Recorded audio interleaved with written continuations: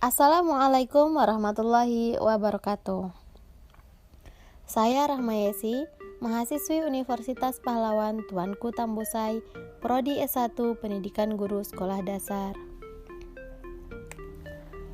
Di video pembelajaran ini, saya akan membahas materi tentang majas.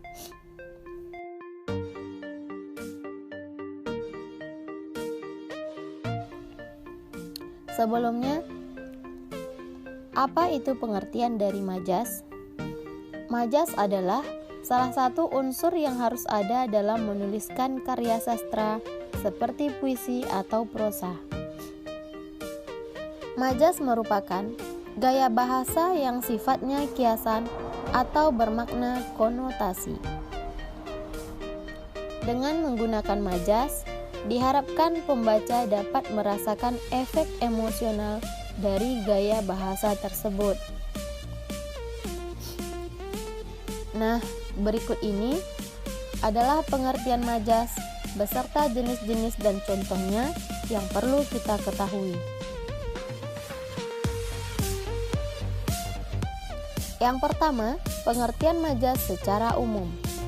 Pengertian majas secara umum yaitu gaya bahasa yang digunakan oleh penulis untuk menyampaikan pesan secara imajinatif dan kias.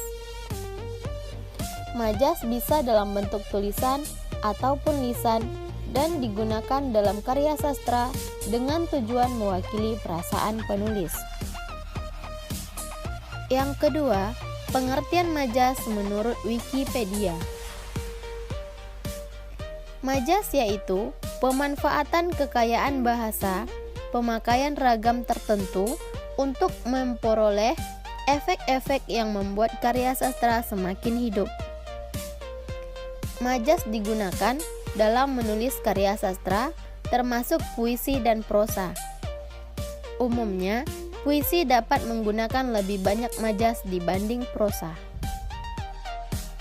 Yang ketiga, majas menurut Kamus Besar Bahasa Indonesia.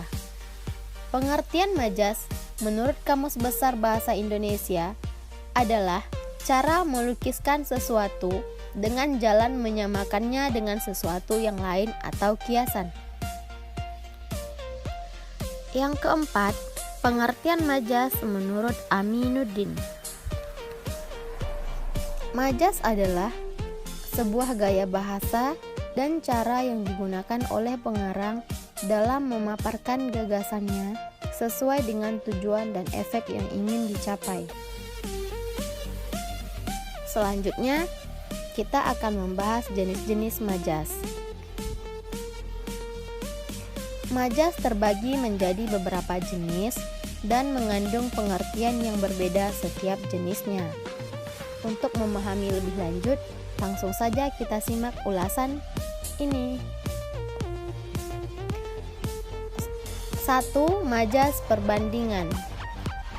Majas ini merupakan gaya bahasa yang digunakan untuk menyandingkan ataupun membandingkan objek yang satu dengan objek lainnya. Gaya bahasa ini dilalui dengan proses penyamaan, pelebihan, atau penggantian. Berikut ini merupakan jenis-jenis majas perbandingan. Yang pertama, majas metafora. Majas metafora merupakan majas yang menggunakan objek yang sifatnya sama dengan suatu pesan yang ingin disampaikan melalui ungkapan.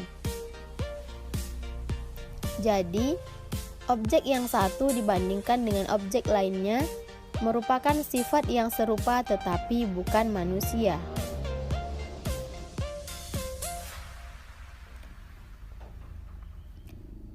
Contohnya, Pak Anto merupakan tangan kanan Pak Lurah. Majas metafora di sini terletak pada kata tangan kanan. Yang kedua, majas personifikasi. Majas ini merupakan gaya bahasa yang pengungkapannya seolah-olah menggantikan fungsi benda mati seperti sikap manusia. Gaya bahasa ini disebut juga dapat mengorangkan benda mati. Yang ketiga, majas hiperbola.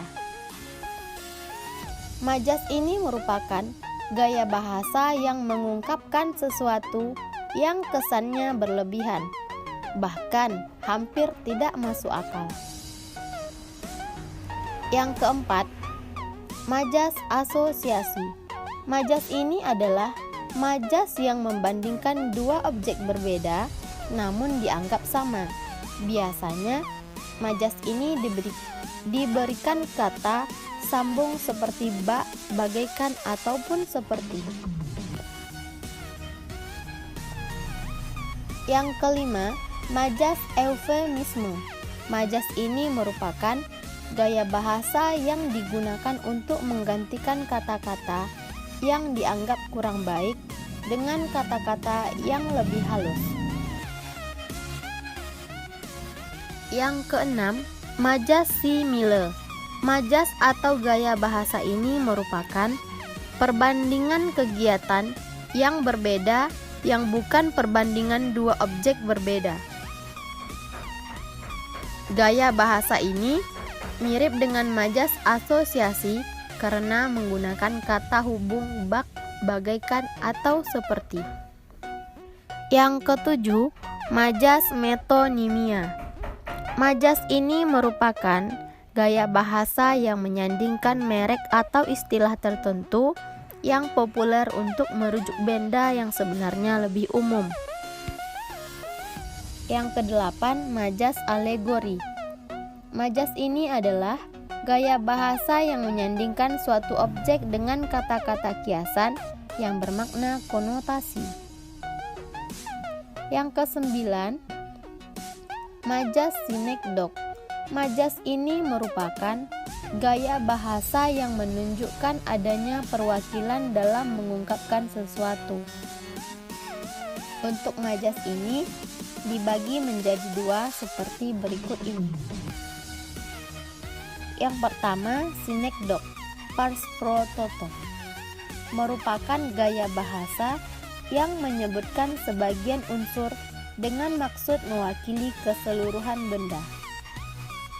Yang kedua, sinekdok totem pro parte, merupakan gaya bahasa keseluruhan bagian yang mewakili sebagian benda atau situasi. Yang terakhir, majas simbolik. Majas ini merupakan gaya bahasa yang membandingkan manusia dengan sikap makhluk hidup lain dalam bentuk ungkapan. Jenis majas berikutnya adalah majas pertentangan. Majas pertentangan adalah majas yang menggunakan kata-kata kias yang bertentangan dengan maksud asli penulis. Berikut ini adalah jenis-jenis majas pertentangan. Yang pertama, majas paradoks. Majas ini merupakan gaya bahasa dengan ungkapan situasi asli dengan situasi yang berkebalikan. Yang kedua, majas litotes. Majas ini merupakan kebalikan dari majas hiperbola. Gaya bahasa ini bertujuan untuk merendahkan diri meskipun pada kenyataannya tidak seperti yang dikatakan. Yang ketiga, majas antitesis. Majas ini merupakan gaya bahasa yang memadukan pasangan kata yang memiliki arti bertentangan.